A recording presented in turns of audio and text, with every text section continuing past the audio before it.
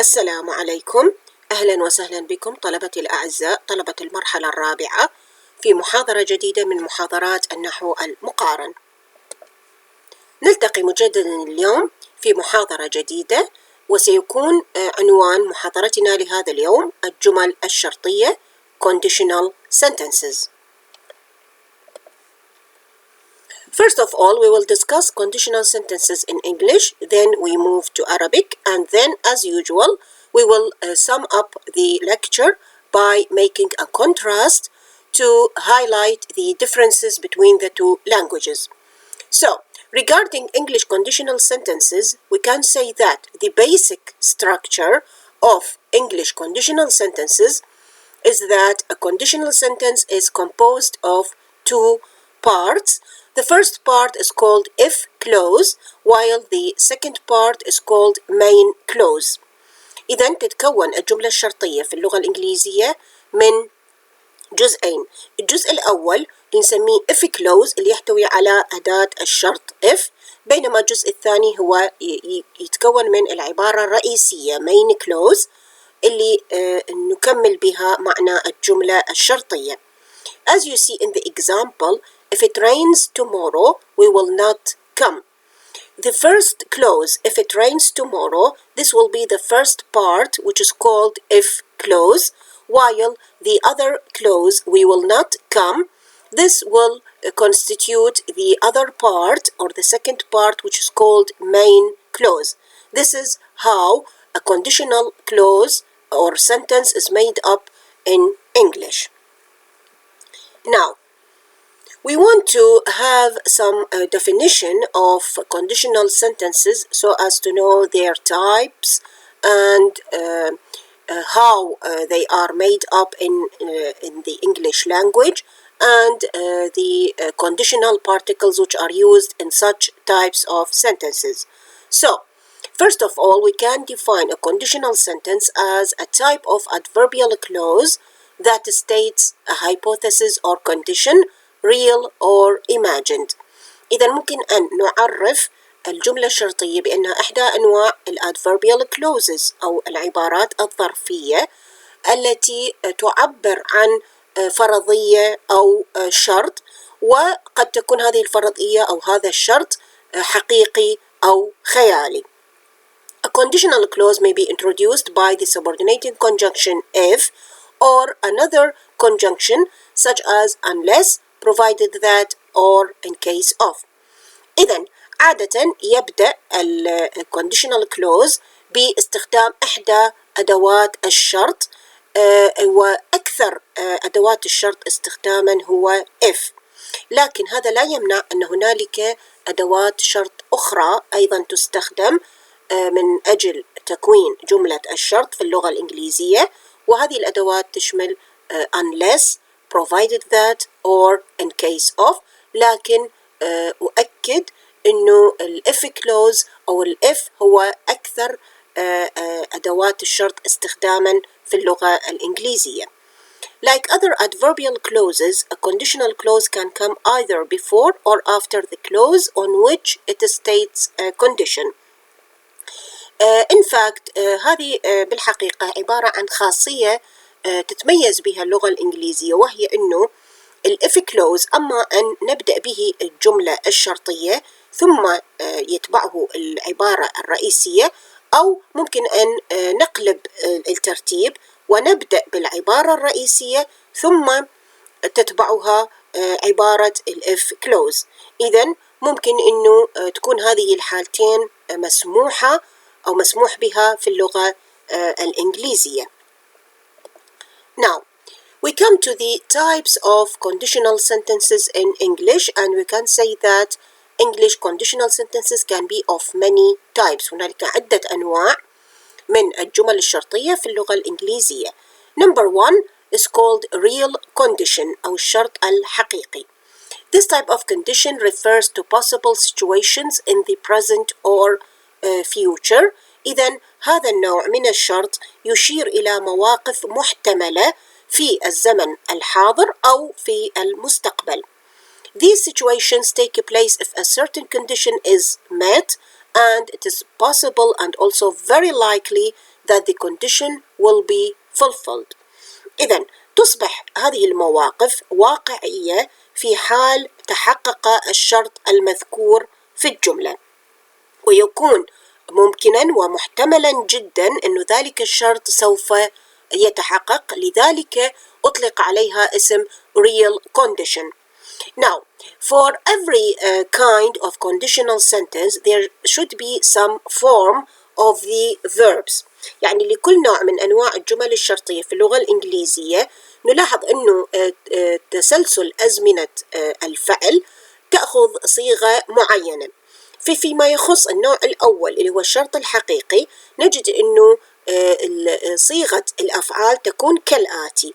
First you have if اللي هو أداة الشرط and it is followed by simple present، يكون الفعل في عبارة if clause في الزمن المضارع البسيط. أما الفعل في المين كلوز أو بالعبارة الرئيسية يكون simple future في زمن المستقبل البسيط. هذه هي الصيغة التي تميز النوع الأول من أنواع الجمل الشرطية والتي تسمى real condition. لنأخذ أمثلة على هذا النوع كي تتوضح لدينا كيف يستخدم هذا النوع أو ما هي الصيغة التي يكون عليها هذا النوع من خلال أمثلة لنرى أزمنة الفعل. Now, as you can see here in these examples, if I have enough time, I will watch a football match. لاحظوا هنا هذا نسميه النوع الأول اللي هو real condition. نلاحظ بالصيغة المستخدمة بالأفعال، الفعل في if clause هو في المضارع البسيط، بينما الفعل بالعبارة الرئيسية اللي هو مستقبل بسيط will watch. في المثال الثاني if he leaves he will catch the train. أيضا نلاحظ أن الفعل في if clause بالمضارع البسيط، بينما الفعل في العبارة الرئيسية في المستقبل البسيط will catch. If I find her address I will send her an invitation. إذن نلاحظ مضارع بسيط في جملة if clause ومستقبل بسيط will send في العبارة الرئيسية. I don't see him if I don't see him this afternoon I will phone him in the evening. أيضا هنا لدينا مضارع بسيط اللي هو don't see في if clause، بينما لدينا مستقبل بسيط will phone في العبارة الرئيسية. فهذه هي الصيغة التي تكون عليها الأفعال في النوع الأول من الجمل الشرطية. Now, نأتي إلى النوع الثاني which is called Unreal Condition in the present، أو يعني نسميه شرط غير حقيقي يدل على الزمن الحاضر. It is often called the Unreal Conditional because it is used for unreal, impossible or improbable situations. إذن عادة ما يسمى هذا النوع بالشرط غير الحقيقي، وذلك لأنه يستخدم في مواقف غير حقيقية أو غير ممكنة أو غير محتملة، يعني تكون مواقف مستبعدة أو مواقف بعيدة الاحتمال. This conditional provides an imaginary result for a given situation. It is very unlikely that the condition will be fulfilled. إذن هذا النوع من الشرط يعطي نتيجة خيالية لموقف معين، ومن المستبعد جدا أن يتحقق ذلك الشرط، لذلك نطلق عليه اسم غير حقيقي. Now, what is the form that characterizes this type of condition؟ ما هي الصيغة اللي تكون عليها الأفعال في هذا النوع من الجمل الشرطية؟ الصيغة هي كالآتي. First you have if and the verb in the if clause is in the simple past. إذا يكون الفعل في if clause في حالة الماضي البسيط، بينما الفعل في العبارة الرئيسية in the main clause راح يتكون من would زائدا base verb، يعني would زائدا مصدر الفعل. هذه هي الصيغة التي تميز النوع الثاني من الجمل الشرطية. لنأخذ أمثلة على هذا النوع. Okay, as you can see here, these are examples of the second type which is called unreal condition in the present. If I were a millionaire, I would buy a castle. إذا نلاحظ هنا الفعل في الإف كلوز بالماضي البسيط where، بينما الفعل في الجملة أو العبارة الرئيسية يتكون من would زائدا المصدر would buy. في المثال الثاني if I had a lot of money I would travel around the world. أيضا لدينا الفعل في if clause في الماضي البسيط had، بينما الفعل في العبارة الرئيسية would travel اللي هي would زائدا base form of the verb. في المثال الثالث if I won the lottery I would be a millionaire. أيضا لدينا الفعل won بالماضي البسيط في الإف كلوز، بينما الفعل في الجملة أو العبارة الرئيسية would be اللي هو would زائدا المصدر. في المثال الرابع she would help the poor if she became rich.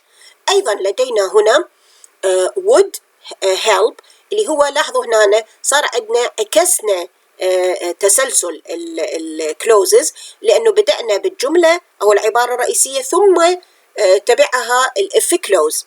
فإذا بهالحالة الwould help صارت هي بالعبارة الرئيسية، بينما الفعل في الإف كلوز بالماضي البسيط اللي هو became.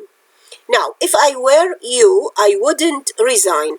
أيضا هنا بدأنا بالإف كلوز والفعل بالماضي البسيط اللي هو were، بينما الفعل في الجملة الرئيسية هو would زائدا المصدر اللي هو would resign or wouldn't resign باعتبار أنه الجملة منفية. فهذه هي الصيغة التي تكون عليها الأفعال في النوع الثاني من الجمل الشرطية.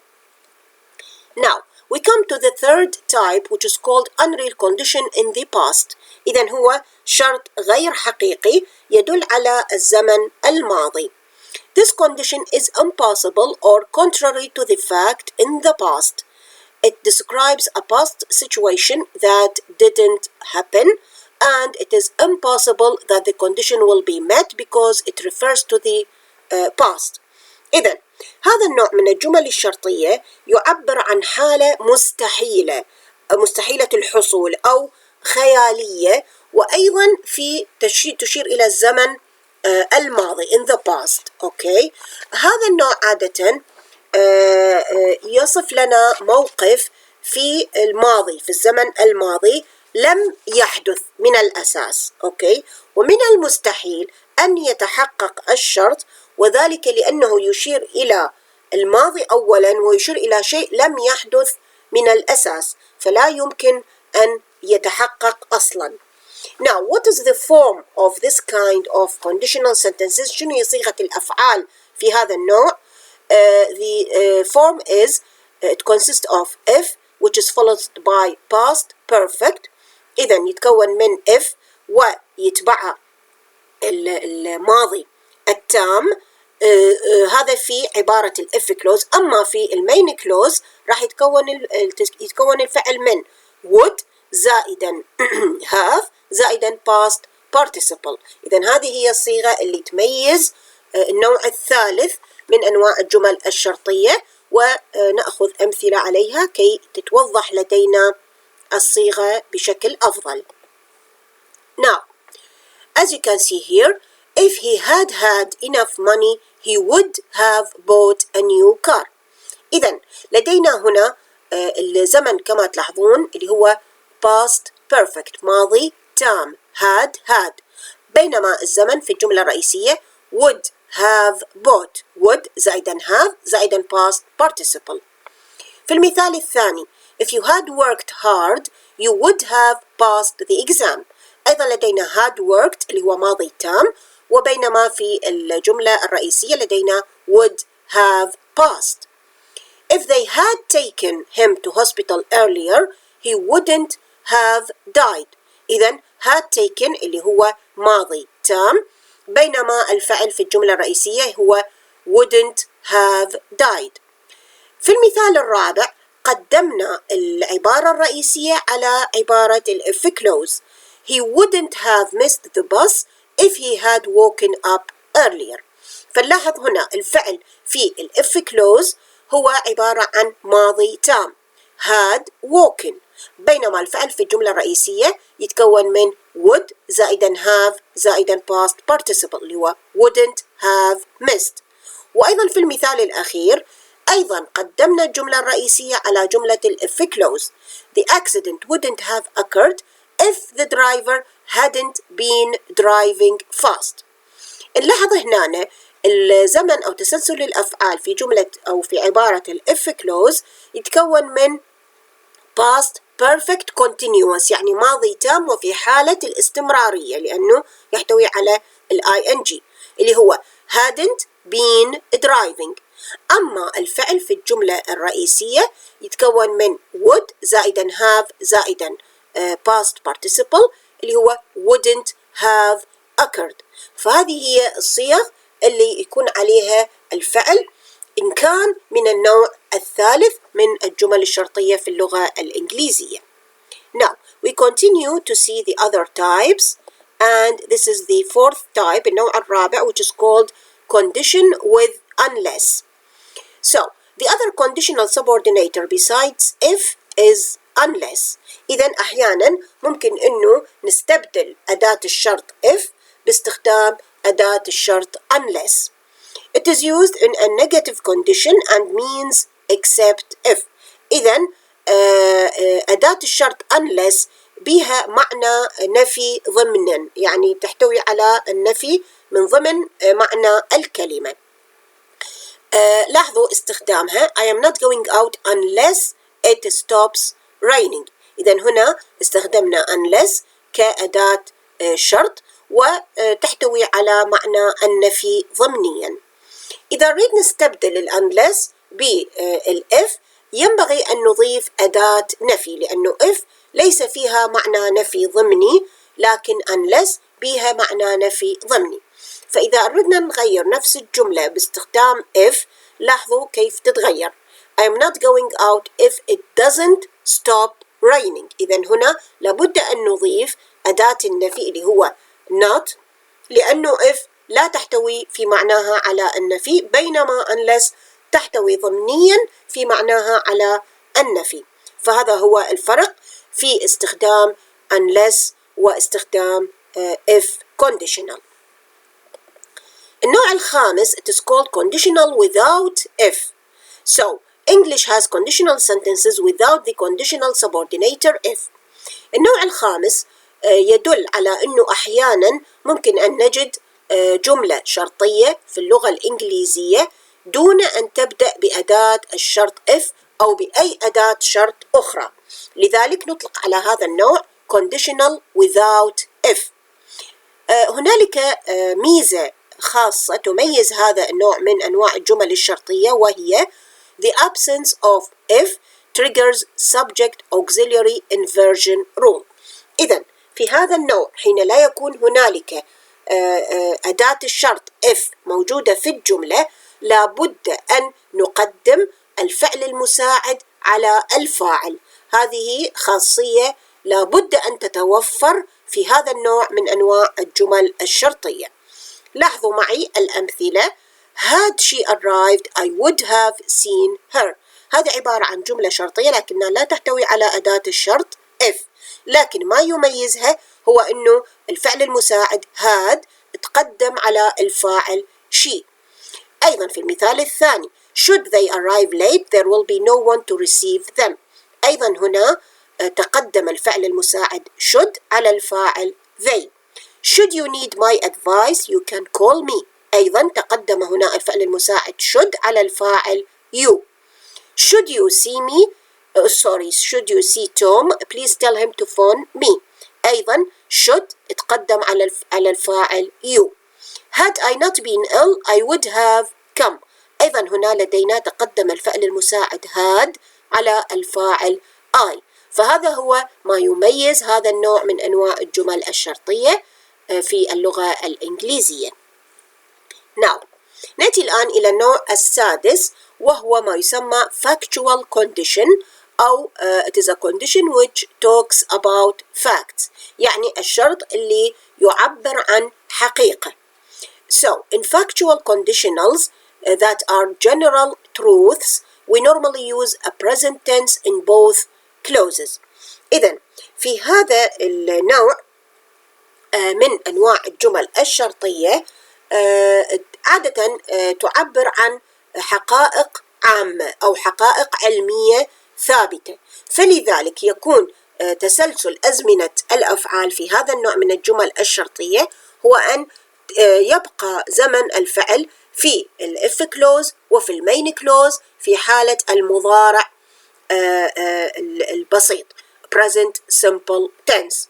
For example, if we boil water it evaporates. هنا نتكلم عن حقيقة علمية، وهي تقول إنه في حال غلينا الماء سوف يتبخر، فإذا هذه حقيقة علمية، فلذلك نبقي تسلسل أزمنة الأفعال في المضارع أو في الزمن المضارع. لا تلاحظون boil and evaporates.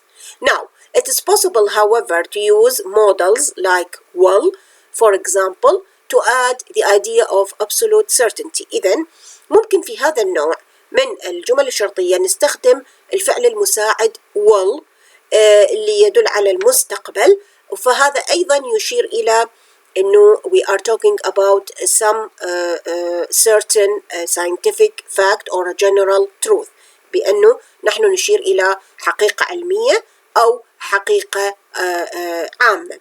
Now, we can say for example, if you heat ice it will melt. إذا ممكن نقول if you heat ice it melts، وممكن أن نقول if you heat ice it will melt. راح تنطينا نفس المعنى باعتبار أنه we are talking about a certain scientific fact. Now, also this type which is called a factual condition ممكن أن يسمى بمسمى آخر وهو zero conditional. يعني ممكن أحيانا نشير إلى النوع السادس اللي هو factual condition، أو ممكن أيضا نسميه zero conditional. Now, الستركتشر اللي يميز هذا النوع قلنا we have if followed by present simple and the verb in the main clause is also in the present simple. It is used to talk about things that are always true like a scientific fact. Okay? إذا دائما يستخدم للتعبير عن الأشياء التي تكون دائما حقيقية لأنه تعبر مثلا عن حقيقة علمية ثابتة. For example, if you freeze water it turns into ice. إذا هذا النوع نسميه factual conditional أو نسميه zero conditional. نلاحظ به الأفعال تبقى في حالة المضارع أو تشير إلى الزمن الحاضر freeze and turns. And if you heat water at 100 degrees it boils. أيضا هنا نلاحظ أنه الأفعال في حالة present simple اللي هو المضارع البسيط you have heat and you have boils.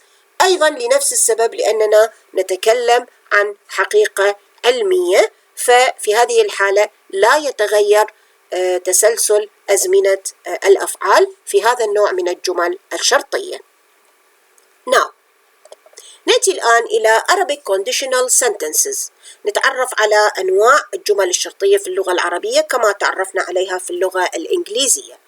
We will start by saying that an Arabic conditional sentence consists of two clauses الشرط والجواب. إذن جملة أو الجملة الشرطية في اللغة العربية تتكون أيضا من عبارتين. العبارة الأولى نسميها جملة الشرط condition، والعبارة الثانية تسمى جملة جواب الشرط answer. Now, the conditional clause الشرط normally precedes the main clause الجواب. إذن عادة جملة الشرط تسبق جملة جواب الشرط. Arabic has three conditional particles. هنالك ثلاث أدوات شرط تستخدم في اللغة العربية اللي هي إن، إذا، ولو. These particles determine the type of the condition expressed. هذه الأدوات تحدد نوع الشرط في الجملة كما سنرى الآن.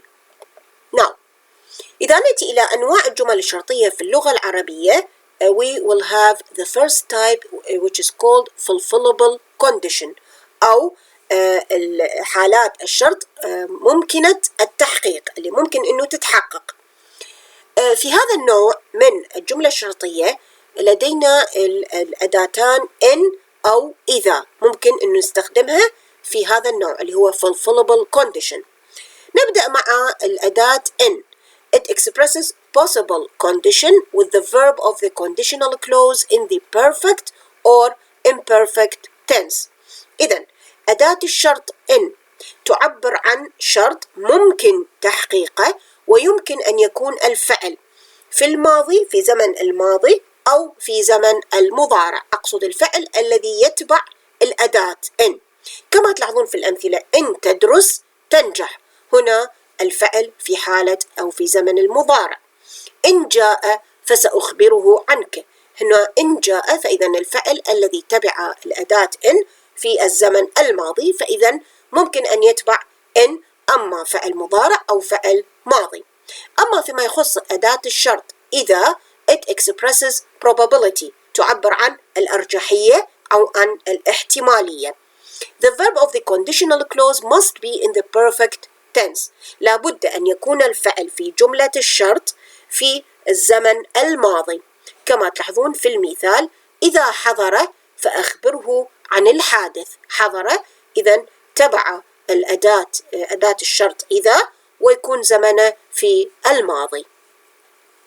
Now نأتي الآن إلى النوع الثاني اللي هو نسميه unfulfillable or contrary to fact conditions، يعني حالات الشرط التي تكون غير ممكنة أو تكون مستبعدة. The particle لو is used in unfulfillable conditions. إذا في هذا النوع من الجمل الشرطية نستخدم أداة الشرط لو. For example: لو حضر أخبرته عن الحادث، لو جئتني لأكرمتك، لو اجتهدت لنجحت. إذن هذا نستخدم أداة الشرط لو للتعبير عن شيء لن يتحقق أو مستبعد جدا، لأنك لو حضر معناها أنه لم يحضر من الأساس. لو جئتني معناها أنك لم تأتني. لو اجتهدت معناها أنك لم تجتهد. إذن لو is used to express unfulfillable conditions. Also, Arabic has other conditional particles. أيضا في اللغة العربية توجد أدوات شرط أخرى عدا هذه الأدوات الثلاثة التي شرحناها قبل قليل. الأدوات الأخرى تسمى أسماء الشرط الجازمة nouns of condition. ماذا تشمل هذه الأسماء؟ تشمل من، ما، مهما، متى، أيان، أن، حيثما، كيفما، أي. كما تلاحظون استخدام كل أو معظمها في جمل مفيدة. مثلا: من يجتهد ينجح، أي عمل تعمل تحاسب عليه، مهما تعمل يعلمه الله، متى تأتي أكرمك، حيثما يذهب يجد صديقا، كيفما تكن يكن قرينك، أيان تزرني أكرمك. إذن هذه تسمى أسماء الشرط الجازمة. هذا يعني أنه الأفعال بعد هذه الأسماء تكون دائما مجزومة. كما تلاحظون: يجتهد ينجح، تعمل تحاسب، تعمل يعلمه الله، تأتي أكرمك، يذهب يجد، تكن يكن، تزرني أكرمك. كلها أفعال مجزومة، والسبب أنها سبقت باسم شرط جازم. Now نأتي الآن إلى إجراء مقارنة بسيطة بين اللغتين فيما يخص موضوع الجمل الشرطية. The following differences hold between English and Arabic conditional sentences. Number 1. In English, the conditional clause may precede or follow the main clause, whereas in Arabic, the conditional clause typically precedes the main clause. إذن تمتاز اللغة الإنجليزية أن العبارة الشرطية، أقصد بها العبارة اللي تبدي بأداة الشرط، أما أن تسبق العبارة الرئيسية أو تتبعها. هذا الحالتين ممكنة في اللغة الإنجليزية، بينما باللغة العربية فتفضل العربية أن تسبق العبارة الشرطية العبارة الرئيسية. فمثلا لاحظوا لدينا هذا المثال: If I had won the lottery I would have bought a house. إذن هنا بدأنا العبارة الشرطية ثم تبعتها العبارة الرئيسية. ممكن أن أعكس الترتيب وأقول I would have bought a house if I had won the lottery. هنا العبارة الرئيسية ثم تبعتها عبارة الشرط. باللغة العربية إذا أريد أترجم هذه الجملة سأقول لو فزت باليانصيب لاشتريت منزلا. إذن لدينا هذه الإمكانية في تغيير ترتيب العبارتين في اللغة الإنجليزية، بينما في اللغة العربية ليس لدينا هذه الحرية كما هو الحال في اللغة الإنجليزية. هذا هو الاختلاف الأول. Number 2. In Arabic, the use of the different conditional particles determine the type of condition, whereas in English, condition type is determined by the sequence of verb forms. إذن الاختلاف الثاني يقول بأنه في اللغة العربية حين نستخدم أداة الشرط هي التي ستحدد نوع الشرط، بينما باللغة الإنجليزية الأداة لن تحدد نوع الشرط، وإنما ما يحدد نوع الشرط هو تسلسل أزمنة الفعل. For example, in fulfillable conditions إذا كان لدينا نوع fulfillable condition فنستخدم إذا أو إن. أما إذا كان لدينا unfulfillable conditions ففي هذه الحالة نستخدم الأداة لو. أما باللغة الإنجليزية فلدينا لكل نوع من أنواع الجمل الشرطية صيغة معينة لتسلسل أزمنة الأفعال. فمثلا في النوع الأول لدينا if followed by simple present followed by simple future، بينما في النوع الثاني لدينا if followed by simple past followed by would followed by base form of the verb. أما في النوع الثالث لدينا if followed by past perfect and it is followed by would زائدا have زائدا past participle. فإذا هذا هو الاختلاف الثاني بين اللغتين. Number 3. The English conditional subordinator if has 3 counterparts in Arabic. نلاحظ أنه كما قلنا أنه الconditional أو أداة الشرط if هي أكثر استخداما وأكثر شيوعا في اللغة الإنجليزية، وبينما باللغة العربية لدينا 3 أدوات شرط اللي هي إن إذا لو. يعني إذا نريد نترجم إن إذا لو إلى اللغة الإنجليزية ممكن أنه تترجم هذه الأدوات الثلاثة باستخدام أداة شرط واحدة وهي if، بينما باللغة العربية لدينا 3 أدوات شرط مختلفة عدا أسماء الشرط. فهذا هو الاختلاف الثالث. Number 4. Only English has sentences without conditional subordinator if. إذن ما يميز اللغة الإنجليزية أنه حين استعرضنا أنواع الجمل الشرطية قلنا هنالك نوع هي عبارة عن جملة شرطية ولكنها لا تحتوي على أداة الشرط if. هذا النوع بالحقيقة لا يوجد له مقابل في اللغة العربية، فهذا أيضا يمثل اختلاف آخر بين اللغتين. Number 5.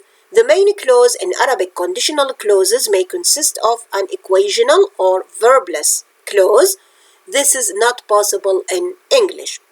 Now, باللغة العربية ممكن أنه تتكون العبارة الرئيسية من جملة غير فعلية، يعني لا تحتوي على فعل، كما نلاحظ في المثالين إن تصبر فهو خير لك. إذن فهو خير لك اللي هو العبارة الرئيسية لا تحتوي على فاعل بل هي جملة اسمية. أو إن كنت مريضا فليس عليك حرج، أيضا هنا الجملة أو العبارة الرئيسية ليس عليك حرج هي ليست جملة فعلية. فإذا هذا الشيء ممكن باللغة العربية أن تكون العبارة الرئيسية جملة غير فعلية، بينما هذا الشيء غير ممكن في اللغة الإنجليزية. لازم يكون لدينا فعلين في الجملة الشرطية الإنجليزية، أحدهما في جملة الإف كلوز والفعل الثاني حيكون في المين كلوز. لابد من وجود فعلين في كلا العبارتين الشرطية والعبارة الرئيسية، بينما ممكن باللغة العربية أن تكون العبارة الرئيسية تحتوي على جملة اسمية وليست جملة فعلية. فهذا هو الاختلاف الآخر بين اللغتين.